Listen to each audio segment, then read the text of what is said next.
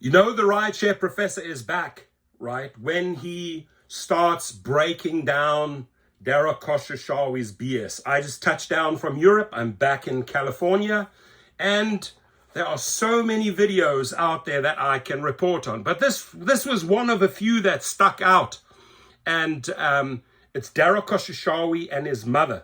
And I've made videos about that connection, mother and son, in the past, because she's probably one of the most stingiest people. Openly says, you know, she'll pay 15 or 50 cents for a coffee, not more. And, you know, like, you know how they say, like mother, like son, you know, like father, like son. I think a lot of that shit rubbed off on Khosrowshahi. Most influential companies. It's pretty rare to sit down with a CEO and the CEO's mom. She insisted. What do you tell people that your son does? I actually say he works for Uber. Sometimes I say he drives. He's a driver. Excuse me, I got to stop the video right there.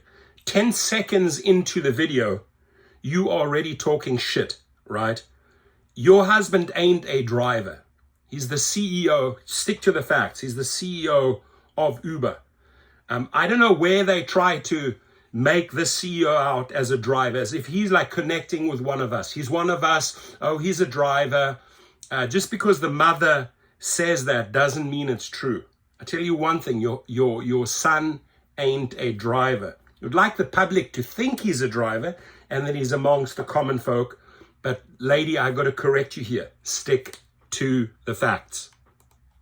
That's modest and proud mom of Lily Khosrowshahi. Her son, Dara, is behind the wheel at Uber as its chief executive.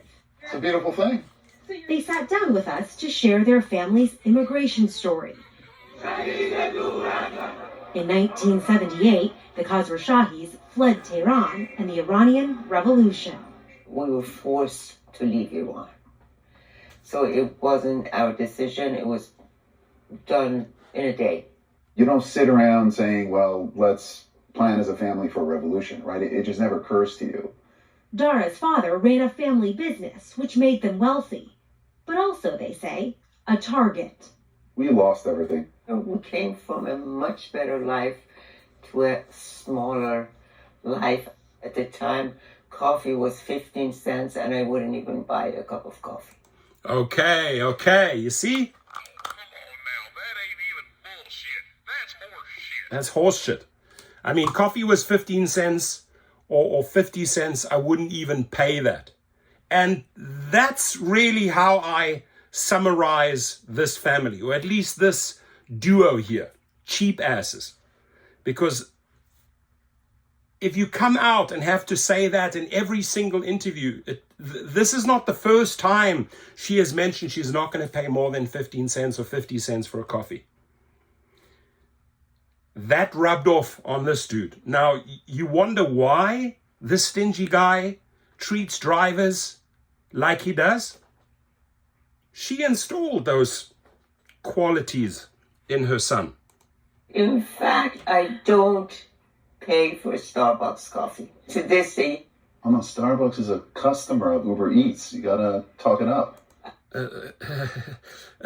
Mother, Starbucks is a customer of Uber Eats. You got to talk it up.